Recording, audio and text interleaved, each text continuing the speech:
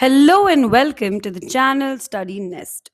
Today we are going to study about the poetic devices of this powerful patriotic composition which expresses deep pride and love for India. In the opening lines, the poet proudly declares that the mighty Himalayas belong to us. The Himalayas are described as mighty because they are tall and strong. Further, the poet also speaks about the river Ganga. The river represents purity, spirituality, and cultural richness. The poet refers to the sacred Upanishads, which are ancient Indian scriptures known for their wisdom. By saying, what scriptures else to name with them, the poet suggests that no other text can equal the greatness and richness of the Upanishad. In the next lines, the poet describes India as a sunny golden land. This phrase symbolizes not only the natural beauty and prosperity of the country, but also its warmth, richness, and glorious past. Further, the poet talks about the brave warriors who lived in this land and the sages who have purified this land. The divinest music has been heard here, and here all auspicious things are found. Further, the poet says that Brahma knowledge, which means the supreme knowledge of the universe, was found here. It was in Bharat that Buddha preached his Dhamma. Of hoary antiquity is Bharat. Again, here the poet talks about the antiquity of Bharat, saying that she is peerless, let us praise her. The first poetic device is personification. Personification is giving human qualities to inanimate objects.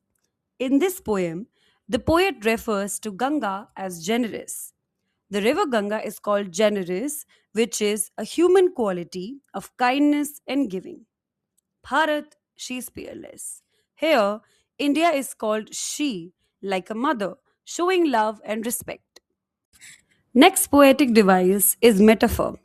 Metaphor is the comparison of two things that are not alike to make a deeper meaning that they actually have something in common. This sunny golden land. Here, the land is not literally made of gold, but it shows its richness, beauty, and value. Brahma knowledge has taken root.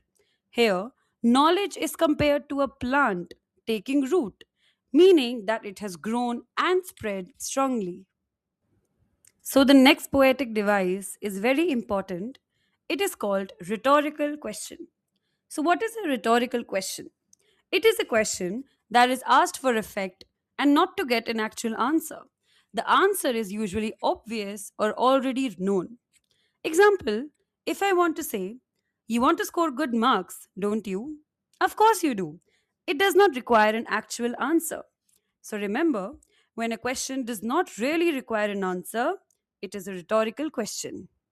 Here, what scriptures else to name with them? The poet is not actually looking for an answer. The next poetic device is imagery. Imagery is when a writer uses words to create a picture in your mind or make you feel something using your senses.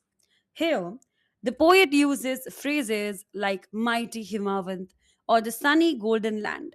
Hearing these phrases immediately help you imagine the strength of the Himalayas and the beauty of the land. The next poetic device is repetition. Repetition repeats the same words or phrases a few times to make an idea clearer or memorable. It is usually used for emphasis. In this poem, is ours is repeated in the end of each line. This repetition shows pride, belonging, and patriotism. Refrain is a phrase, line, or a group of lines repeated at intervals throughout a poem, generally at the end. The refrain, she's peerless, let's praise her, is used at the end of both stanzas and has a powerful emotional and patriotic impact on the reader. By repeating this, the poet strongly emphasizes that Bharat is unique and incomparable. Now, you may think, What is the difference between refrain and repetition? Well, repetition is when any element is repeated, but in refrain, a repeated line appears in a structured and predictable place, usually at the end of the stanza or verse. The poet has also used hyperbole, which is an exaggerated statement for emphasis or effect. For example, when I say, I'm trying to solve a million issue these days, I am obviously exaggerating. Here, the poet has used, there's no equal anywhere on earth. So, this is an exaggeration to show how great and blessed the land is. Bharat Our Land as an ode. First of all, what is an ode? An ode is a special type of lyrical poem written to praise, honor, or celebrate a person, object, idea, or event. It expresses deep feelings of admiration and respect. Here, the poem praises India, which is the main feature of an ode. The tone of Bharat Our Land is patriotic, proud, and shows love and respect for India. The mood, however, is inspiring, emotional, and makes the reader feel proud of their country. So, what is the difference between tone and mood? Tone reflects the writer's feelings towards the subject. Mood, on the other hand, is the feeling created in the writer, which is what you feel while reading. Symbolism is when an object or word is used to represent a deeper meaning. It stands for something bigger than its literal meaning. Like here, Himawant not only represents the mountains, but also represents strength and permanence. Upanishad, they represent spiritual and philosophical legacy.